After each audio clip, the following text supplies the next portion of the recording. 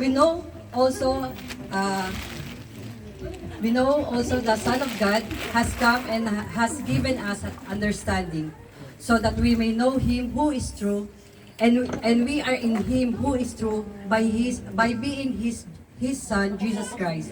He is the true God and eternal life. Praise God, hallelujah.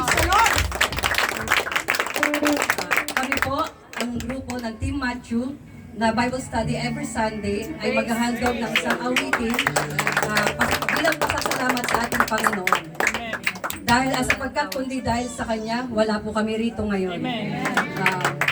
Salamat sa Panginoon. Hallelujah. Salamat sa Panginoon dahil sa Kanyang banal na salita, naunawaan namin na Siya ang nag-iisang tunay na Diyos at wala nang liban sa Kanya. Praise God, Lord. Samahin niyo po kami umawit. Praise the Lord.